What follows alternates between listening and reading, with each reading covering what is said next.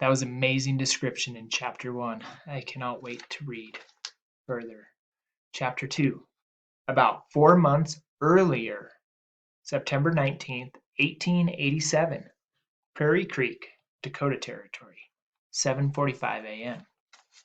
John's little sister Franny had disappeared.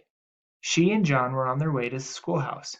They were halfway through a 3-mile walk from their farm. They were following an old wagon trail that cut through the tall golden grass. Franny, who was five, had been skipping up ahead. John had been watching her blonde braids flap up and down, like the wings of a happy yellow bird. Somehow he'd lost sight of her. John sped up, looking all around. It was hard to see through the grass, which rose up so high it tickled his neck. A unicorn could be prancing by and John wouldn't notice. "Franny!" he shouted. "Where are you?" "Whoosh!" said the wind. "Swish!" said the grass. But no sign of Franny. John sighed. She must be playing hide and seek, her favorite game. When Franny found a good spot, she'd sit there forever. She was going to make them late. It was hard enough for John, going to school where he had no friends, but his teacher, Miss Rule, was mean. He pictured her now, her hair stretched back in a bun, her eyes glaring through the little round glasses.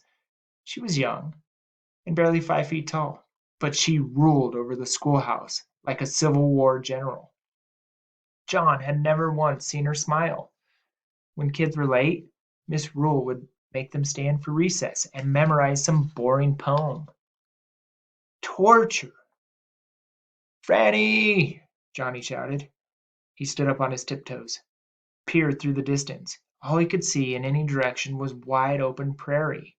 It seemed to stretch out forever, an ocean made of grass.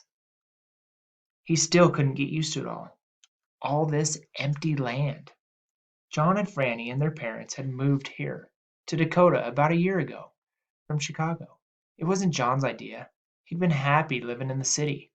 But Ma and Pa were fed up with their dark little apartment, their cursing neighbors, and the noise and stink that rose up from the street.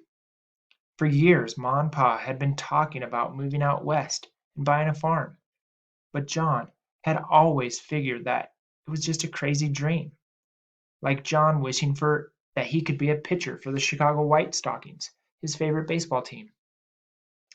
Pa didn't make much money working at the cabinet shop. How could they ever afford to buy land for a farm? Then Ma and Pa heard they could get land in a small place called Dakota. It was thousands of miles of open space west of Minnesota. Dakota wasn't a state, but it soon would be, folks said. And the government wanted farmers to come. They were even giving away big plots of land for free.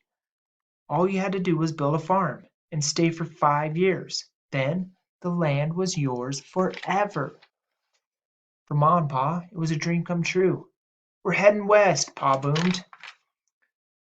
John hoped the West would be like the places in his favorite adventure stories, with rivers filled with gold nuggets, and brave sheriffs chasing after famous bank robbers like Billy the Kid. Ma and Pa sold practically everything they owned. They traveled west by train. It took 7 days to reach the edge of Dakota Territory. Then they bought a rickety wagon and an ox to pull it. John named the ox Shadow, after his favorite White Stockings pitcher, Shadow Pyle. It was a 2-day ride to the little town of Prairie Creek, if you could call it a town. Only about 20 families lived there, on little farms scattered across the prairie.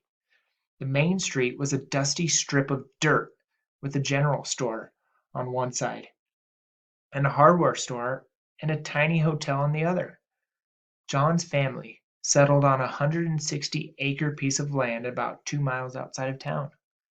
There were no rivers of gold, no brave sheriffs. There wasn't even a bank for a guy like Billy the Kid to rob. There was only empty space and endless work. John and Pa were sometimes out in the fields from dawn to dusk. Ma hardly ever stopped scrubbing and cooking and sweeping. Franny's scrawny little arms had sprouted muscles from hauling buckets of water from the well. And the weather? The roasting summer sun, the thunderstorms that blackened the skies. Winter days so cold your spit froze before it hit the ground. Blizzards that came out of nowhere. Last winter the snow piled up almost to their rooftop. Pa had to dig a tunnel to get out from the house to the barn. But for John, the worst part was the emptiness. He got a lonely feeling when he looked out over the prairie, an ache inside of him.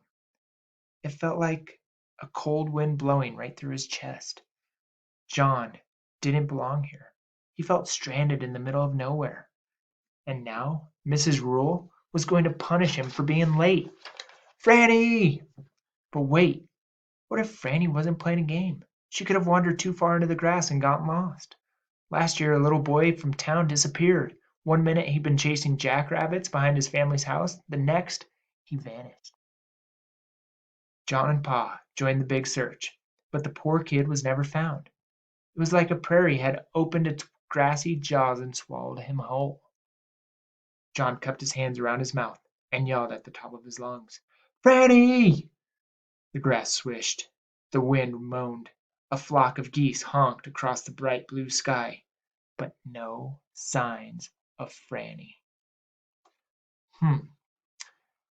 What a description of the setting. I think I'm going to have you guys draw a picture of what you imagine in